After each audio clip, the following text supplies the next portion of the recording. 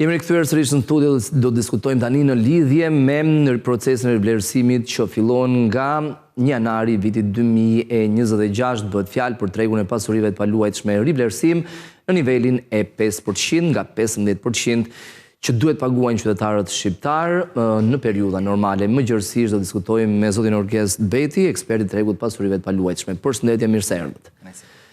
Përpara se të flasim në lidhje me procesin, me interesin që mund të kenë qytetarët, një pyetje në lidhje me këtë periudhë që jemi aktualisht. Si ka ndikuar, sepse normalisht njerëzit presin të paguajnë më pak nëse kanë ndërmend të shesin shtëpinë? Sigurisht ka qenë një periudhë jo e mirë për tregun imobiliar, për shkak sepse njoftimi nga kryeministri i vendit është dhënë muaj më parë, gjë e cila ka frenuar, është shtyr disa herë, kështu që ka krijuar dhe një pasiguri dhe një mungesë besimi. Nga ana tjetër, ata të cilët nuk e kanë pasur të domosdoshme për të shitur apo për të blerë, kanë pritur një kohë të dytë për t'u drejtuar, po themi, tregut për të shitur ose për të blerë. Pra, ka pasur një farë ngërçi. Pa diskutim. Gjatë gjithë vitit thuajse? Jo gjatë gjithë vitit, po thoya 3 mujor, paktën 3 mujor i fundit është ndjerë goxha, sepse kuptohet. Kjo nuk do të thotë që ka një rënje. Po, nuk do të thotë që ka një rënje të kërkesës, por nga ana tjetër ka një lloj analize logjike të çdo familje, se pa diskutim vlerat financiare nuk janë të vogla, duke parë edhe çmimet që Tirana sot ka, po edhe Bregdeti apo edhe Shqipëria. Kështu njerëzit janë pragmatistë dhe me të drejtë kanë vendosur që një pjesë tyre të presin. Edhe jemi jo më larg se një muaj e gjysmë nga fillimi i zyrtar. Është më së logjike. Po, unë gjova pak ditë më parë ministrin e Financave, i cili e tha këtë gjë, e potencioi, kështu që besoj se do të kalojë në komisionet parlamentare, do kalojë në parlament, pastaj do botohet në flërtorën zyrtare, kështu që besoj se do të bëhet, nuk do të kemi një rishtyrje, shpresoj, sepse kjo do ta kalonte sistemin tregun imobiliar në një ngërç të padëshiruar në një moment që realisht është një moment të mirë. Gjithsesi pak shanse ka sepse nesër votohet si buxheti ashtu edhe paketa dhe me shumë votat i ka mazhoranca, kështu që s'ka të ketë surpriza. Këtë do duronin të gjithë, kështu që besoj që të kalojë dhe të jetë mirë për gjithë pastaj. Si do ndikoj? Ka interes nga, sepse tregu për gjatë viteve të fundit ka qenë njerëzakonisht dinamik, si Tirana ashtu edhe Bregdeti. Ka interes? Pa diskutim. Procesin e fundit të rivlerësimit, shteti ka rekrutuar $130 milion ose euro, pra do të thotë që interesi nga qytetarët është, pasi ka... Tek i fundit ka qenë 3%, jo 5%. Po, dhe tek ky është bërë 5%, pra me këtë vlerë financiare. Unë personalisht bëj pjesë tek ata njerëz cilët e kanë potencuar në mënyrë të vazhdueshme në të gjitha daljet dhe e kam thënë që unë jam që tjetë në një mënyrë, le të themi, të vazhdueshme, sepse ne shikojmë rritjen progresive të çmimeve, nga ana tjetër vitet e fundit ne kemi parë, po themi, një interes shumë të madh qytetarëve dhe tek proceset e mobilimit. Pra vlera pronës nuk rritet vetëm nga lokacioni, nga zona, por edhe nga pjesa e komoditetit që ofron brenda. Dhe e gjithë kjo gjë duhet të jetë në mënyrë të vazhdueshme. Nisur prapë nga deklaratat publike, flitet që ky do të jetë rivlerësimi i fundit për një periudhë të shkurtër, edhe fati i tij është më i gjatë. Besoj se në vitet që vinë do ta kemi sërish të nevojshme, do të jetë gjithmonë e nevojshme për shkak të dinamikës që Shqipëria ofron, po dhe tregu imobiliar ofron. Mos është më udhës që të kemi një tatim mbi fitimin kur shitet pasuria e paluajtshme në nivele më të ulta nga sa është aktualisht 15% dhe në këtë mënyrë shmangen edhe këto fushata të erëpashershme. Jo vetëm kaq. Po të jemi të sinqertë dhe të vërtet me veten edhe me njerëzit që na dëgjojnë, ne kemi një problem tjetër, le të themi, pra në momentin që ne nuk e çbllokojmë procesin e rivlerësimit, sigurisht i lëm shteg dhe hapësirë formalitetit. Pra nëse dy individ vendosin në një moment caktuar për nevojat e tyre, të dy palët duan të shesin apo të blejnë, ata do të përdorin dhe mekanizma jo ligjor edhe kesh, po.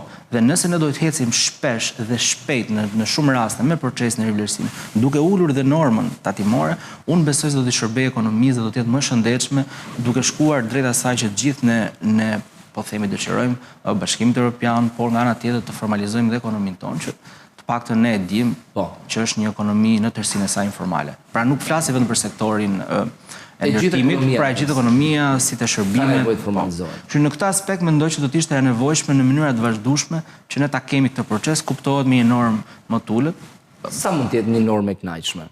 Mes 5% që po bëhet rivlerësimi dhe 15% që është normalisht. Jo, unë mendoj që 5% nuk është normë e keqe, po unë them të jetë në kohështrire, pra të mos ketë një kufizim, pra të bëhet nga një vit. Po themi, siç unë e mendoj, pra të jenë vlerësues të pasurive të paluajtshme ose ekspertët që janë këtë gjë, të licencuar nga shteti vetë kuptohet, të cilët në apartamente të ndryshme, në kohë të ndryshme ato të bëjnë një vlerësim objektiv, se kjo gjë ndihmon edhe sistemin bankar. Pra nëse banka ka vlerësuesit e saj për një apartament i cili është ndërtuar në vitin, po themi 2020, me mobilimin që ka dhe një apartament që është i 2025, sigurisht nuk mund të jetë njësoj, por nga ana tjetër ky që ka përfunduar me mobilim është shumë i kushtueshëm se ai që është ende në fazë ndërtimi. Investimi brenda vlerës. Madje unë do të thosha që ne do duhet të përfshinim, nuk e di draftin sepse nuk e kam lexuar gjithin, që edhe apartamentet të cilët janë vlerë pra në fazë grope, le themi, që kanë një strukturë, dhe ata ti nështrohesh një procesi rivlerësimi për sa kohë qytetarët e kanë vlerë. Dhe kjo sigurisht do të argëtonte shumë të ardhura për buxhetin e shtetit dhe për Ministrinë e Financave. Këtë pjesë nuk e di, Orgest, por ata që janë proces legalizimi mund ta bëjnë rivlerësimin. Këta që kanë vlerë në grop kam përshtypjen që jo, unë e propozoj dhe do doja që të ishte, sepse për sa kohë qytetarët i kanë paguar janë në pritje, tjetë një gjë. Nga ana tjetër ata paguajnë mbi këtë vlerë dhe automatikisht ata kanë një vlerë që kushton më shumë. Sepse nëse marrim në mënyrë hipotetike një pronë e cila vlen, nëse flasim me terma financiar, sot 100.000 euro, pra nëse dikush do t'i drejtohet bankës dhe rivlerëson, ai do të marrë një vlerë financiare 150.000 euro, pasi ka bërë investimin brenda, ka kohën, por nga ana tjetër duhet të kuptojmë që edhe rritja e këtij pragut, le të themi, nëse do ta lëm të patatueshëm, sigurisht do na shkojnë në informalitet. Pra për të mbyllur më aq sa mundet shtegun informalitet, do duhet që procesi i rivlerësimit në bindjen time personale do duhet të jetë në koshtrirë dhe i vazhdueshëm. Ka njëkohësisht hapësira për lehtësi të tjera, sepse përveç normës lartë tatimit, që edhe unë kam përshtypjen duhet të ulet, mund të shkojnë në 7, mund të shkojnë në 8, mbase në 10, të ketë edhe lehtësi të tjera që njerëzit, përveç se të kenë një banesë tyre, mund ta bëjnë edhe si një praktik investimi. Kam përshtypjen e ka njerëz që e bëjnë, por pse jo, sepse alternativat për të investuar në Shqipëri nuk është se janë të shumta, mund të jetë një alternativë shumë e mirë pikërisht ky sektor. Po t'i ndajmë, pra dy gjëra. Nëse flasim për banim për strehim social ose për strehim të qytetarëve, banesa e parë duhet të ketë tjetër trajtim nga një banesë për biznes. Fal. Unë e them shumë gjithmonë, domethënë. Unë kam qenë, po themi, nga ata njerëz që kanë menduar që apartamentet të cilët i jepen për biznes do duhet të kenë një taksë tjetër shtesë, sepse nuk janë banesa banimi, janë për biznes. Si çdo biznes që prodhon të ardhura, do duhet fitim që tatohet. Pra bim dakord në këtë pikë. Por nuk mund të jetë një vlerë për një çift të ri që ne duam. Ai duhet stimuluar. Pak në shtresa mesme, nëse duam t'i mbajmë në Shqipëri profesionistët e mirë, aty krijojmë disa facilitete që ata të mos na ikin, mos e lënë, siç ndodh. Nëse flasim për strehimin, shqiptarët e kanë shumë të lidhur emocionalisht konceptin e pronës. Pra e kemi të trashëguar, pra prona tek ne është e shenjtë. Pra që nga gjyshëri tek prindrit deri tek ne. Pra në këtë koncept mendoj që tatimi dhe taksa do duhet të jenë ndryshe, nëse një çift ka shtëpinë e parë dhe një person ose një familje ka shtëpinë e tretë. Pas mund të jetë e njëjta taksë në një koshtrirje. Në dy rastet. Në dy raste. Si ka mundësi që, meqense e përmendet, që shqiptarët janë kaq dëshiruar me pronën. Pra, një pjesë mund të jetë trashëgimi, por edhe pjesa tjetër preferojnë ta blejnë dhe marr shembull Gjermaninë që norma atyre që rrinë me qira është mbi 60 apo 70%. Ju vetë sapo e thatë që është siguria. Shqipëria nuk ka mundësi dhe facilitete që të ofrojë për të bërë biznes, nuk kemi bursa, nuk kemi mundësi të investimi. Mënyra më mirë investimi në Shqipëri janë pasuritë e pajlueshme, sepse siç do ju thash, ne kemi të lidhur dhe me konceptin ton. Pra Shqipëria nuk është një shtet social, as Norvegjia, as Zvicra. Për momentin që ti ke një krizë financiare, ty do të mbështesësh shtetin. Pra ne themi fillimisht që të kemi një apartament për të strehuar, më pas do punojmë të gjejmë mënyra apo mekanizma të tjerë. Nga ana tjetër, unë mendoj që vitet e fundit një pjesë e madhe e kanë parë dhe si biznes në Mërfill. Pra me shaka shumë herë them që blejnë lirë, shesin shtret. Po, rinovojnë, i përdorin për Airbnb, madje them me shaka disa herë që Airbnb-a i ka shpallë sfidë hotelerisë. Po. Njohim njerëz për shumë që kanë 20 apartamente. Airbnb. Dhe Barcelona në këtë linjë po diskuton për ta mbyllur plotësisht Airbnb në 2028. Nuk e di do të dalë apo jo, por pak e vështirë do të jetë, por aty është kthyer një shqetësim shumë të madh, sepse Barcelona është një nga qendrat e botës pra për turizmin dhe atë vetë banorët një pjesë e madhe janë larguar duke i lënë. Po. E njëjta gjë po ndodh. Jo e njëjta gjë, por jo, ne nuk është se kemi, po themi, jo në atë aspekt, por në konkurrencën mes Airbnb, Booking dhe hoteleve. Unë besoj që është një konkurrencë shëndetshme. Pra është një konkurrencë e shëndetshme, nga ana tjetër shtojmë Por derisa ka edhe kërkesë, se jo. Ne shtojmë kualitetin e shërbimit. Në Shqipëri ne jemi mësuar që të vi vetëm një shtresë e varfër, le të themi, edhe në turizmin detar ne kemi parë këtë gjë. Në turizmin malor për shembull ne shikojmë një shtresë tjetër që vjen, që është interesuar. Shqipëria fatmirësisht është një vend me 300 ditë me diell, 28000 km2, por praktikisht për 2 orë janë Korçë, për 2 orë janë Vlorë. Pra ti ofron të nga aeroporti e kap çdo destinacion. Dhe unë mendoj që nuk vjen e keqja, sepse këtë ka prodhuar bota në vite, pra konkurenca do sjellë produktivitet, kualitet dhe cilësi. Dhe në këtë sens unë mendoj që edhe hoteleria dhe Airbnb kanë mundësi dhe po themi një treg shumë të madh për targetuar për atë çka ata ofrojnë. Në Shqipëri standardizimi i yjeve, cilësia, kualiteti, për shembull një detaj, që edhe miqtë e mi që vinë dhe ma thonë shpesh, pra ne kemi një problem me pallatet që janë rreth qendrës Tiranës, kryesisht një turist përgjithsisht do të jetë rreth qendrës, jep më shumë garanci, më shumë siguri, edhe ti shikon një pallat, po themi një viteve 90 që është shumë i keq administruar nga jashtë, por ndërkohë nga brenda ka një kualitet të jashtëzakonshëm, ka një investim, ka një mobilim shumë modern. Dhe këtë gjë ne nuk e marketojmë dot tek të huajt, pra sepse në momentin që vjen trembet. Ndërsa hoteleria pastaj ka një tjetër kualitet. Kemi hotele me 4 yje, 5 yje. Për të rikthyer edhe një herë tek rivlerësimi, procesi i rivlerësimit, mendoni se ka interes dhe interesi më i lartë ku është në Tiranë apo edhe Bregdeti ka të njëjtin interes? Rivlerësimi i fundit na dha të kuptojmë një pasqyrë më të qartë që Bregdeti për një kohë të gjatë nuk ka qenë fokus. Në vitet e fundit kemi filluar që në Bregdet të kemi interes nga shqiptarët e diasporës, shqiptarët e Shqipërisë, të huajt që vinë. Pra dhe atje tani neve kemi një treg shumë interesant që edhe atje kërkojnë të rivlerësojnë prona që shqiptarët i kanë blerë, po themi para 20 vitesh dhe nuk i kanë, pra është pak konceptuale. Se has shpesh të diskutimi që ka numër pafund apartamentesh. Edhe e diskutoj shpesh, dhe si ka mundësi që ju jeni të gatshëm të mos i jepni as me qarasti, i jepni përshitje, por t'i mbani aty. Edhe është gjithë njerëzit e kanë këtë, po nuk e kam nevojën për atë vlerë financiare. Dhe duke mos u tatuar, ajo sigurisht rri në këtë formë. Dhe në Bregdet ka ndodhur njëjta gjë. Kur neve patëm procesin e fundit të rivlerësimit dhe kur ata kanë parë interesin nga të huajt për Shqipërinë, pastaj kanë filluar të analizojnë ndryshe situatë dhe janë filluar ose të gjejnë qeraxhi, ose të jedhin në treg përshitje, ose të rivlerësojnë. Dhe kemi rivlerësimin.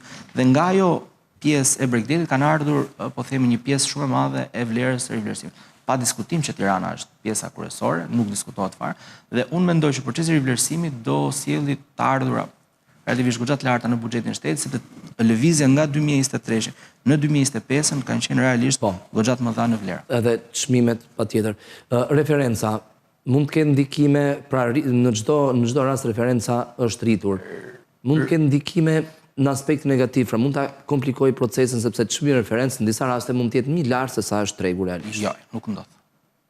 Nuk ndodh dot. Ishin disa zona që shiko, ka një problem. Ne që merremi në aktorët e terrenit që e njohim referenca është gjithmonë poshtë përgjithsisht poshtë çmimit të tregut. Ne që merremi për ditë shikojmë këtë gjë. Përgjithsisht shteti ka një lloj analize, një metodologji që nxjerr të çmimet e referencës, bazohet kryesisht ASHK-ja edhe të transaksionet të noterëve. Gjë e cila unë nuk mendoj që është reale. Se është ajo që u thash pak më parë. Tregu është prapë më lartë se referenca. Është gjithmonë mbi këtë. Dhe është e vetë kuptueshme, sepse tregu ka dinamik shumë. Nëse neve flasim për një vendimarrje që të ekzekutivi e ka bërë para 2 vjetësh, nuk mund të jetë funksionale mbas 2 vjetësh. Sigurisht. Sepse dinamika që tregu prodhon, për shembull, t'ju marr një rast, sepse kjo është temë shumë e gjerë. Edhe në rast se ne flasim për një pallat, një pallat 10 katësh, dhe nëse flasim për një kull 50 katësh, nuk mund të jenë kurse si njësoj, edhe pse janë të ngjejta. Edhe në të njëjtin vend. Edhe në të njëjtin lokacion.